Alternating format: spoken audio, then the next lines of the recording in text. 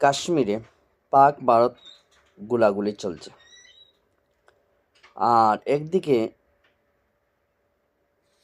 এই নরেন্দ্র মোদী ডোনাল্ড ট্রাম্পের কাছে সফরে গেছে, ওখানে বৈঠকে বসছে। এই নরেন্দ্র মোদী, আমার ভাষায় বলি নরেন্দ্র চুদি।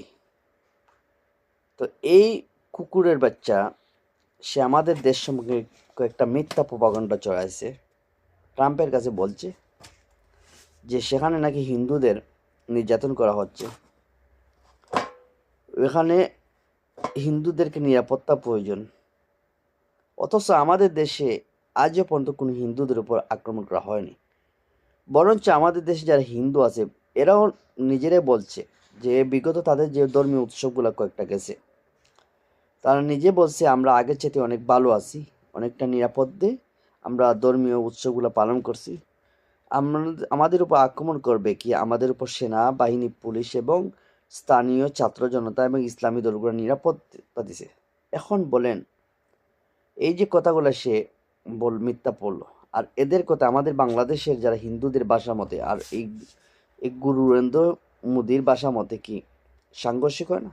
অবশ্যই। এইভাবে এরা মিথ্যাচার করে গেছে। গুরু নরেন্দ্র মোদী বদমাইশ। আর এই যে কিছু সাংবাদিকগুলো আছে, দেখেন অনেক সময় কিছু পশ্চিম বাংলার কিছু সাংবাদিক, পশ্চিম বাংলা কিছু বিজেপি, এক কথা বলেন বিজেপিপন্থী যত বদমাশগুলা, তাদের একটা লক্ষ্য হচ্ছে যে তাদের নীতি থাকবে হিন্দুত্ব বানিয়ে দিক, এখানে তাদের ধর্মর ব্যতীত অন্য কেউ থাকবে না, তাই তো?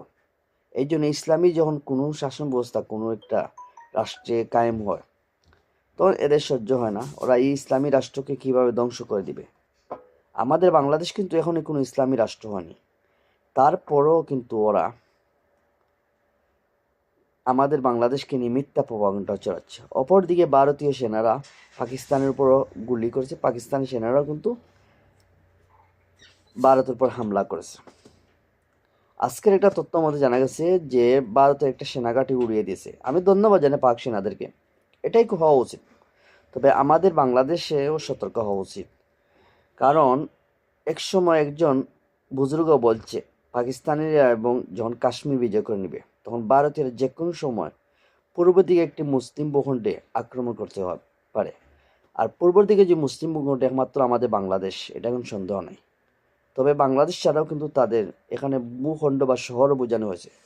তবে সবচেয়ে বেশি গ্রহণযোগ্যতা পেয়েছে আমাদের এই অঞ্চলটার পর, তাই এই বিষয়ে আমাদের সতর্ক হওয়া।